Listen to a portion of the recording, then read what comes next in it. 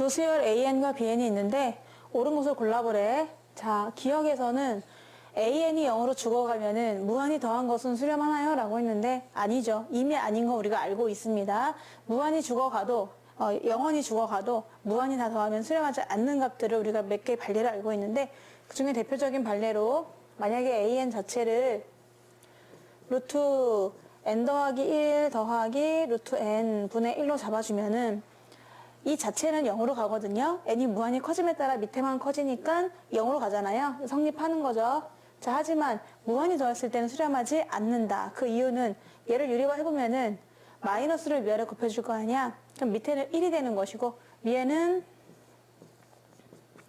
이렇게만 남게 되는데 그러면 작은 거부터 써주면은 마이너스 루트 n 더하기 n 플러스 1이 된단 말입니다.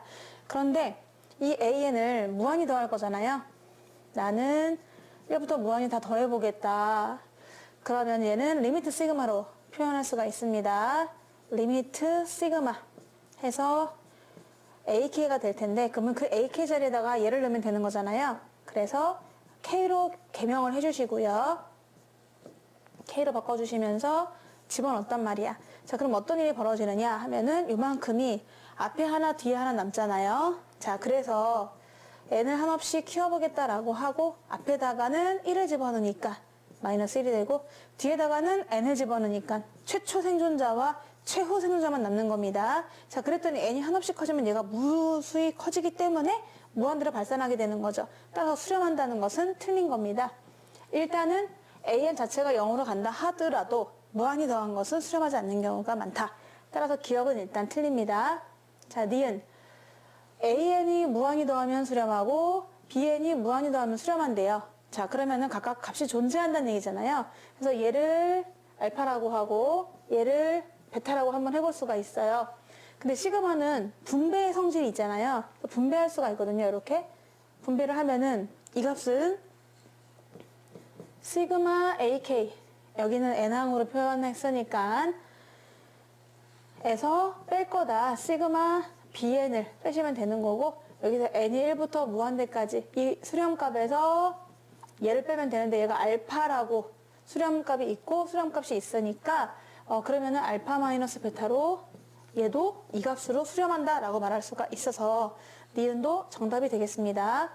자, 디귿은요 a, bn 곱했는데 무한히 더한 게 수렴한다는 거야. 그 말은 무슨 뜻이냐면은 a, bn의 극한은 0이다 이런 뜻이죠. 얘네들의 숨은 뜻이 있습니다.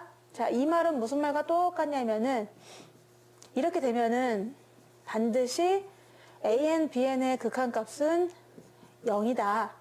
그러면서 an은 0으로 가고 있지 않대요. 자, 그러면서 an은 절대 죽지 않는다. 0으로 가지 않는다. 라고 한다면 그러면 bn이 0으로 가나요? 라고 했는데 이것도 앞에서 몇 개의 발례를 한번 들었던 것 같습니다. 0으로 가나요? 아니죠. 어떤 발례가 있었냐면은 왔다 갔다 하는 발례가 있었죠. an 자체를 B요, B요 가는 걸로 하고 bn 자체를 요 B, 요 B 이렇게 가다고 하면은 두 개를 곱하게 되면은 언제나 0이거든요. 10은 0일은 10은 0일은 다 0이에요. 자, 그래서 정말 0으로 수렴하죠. 0으로 수렴합니다. 오케이.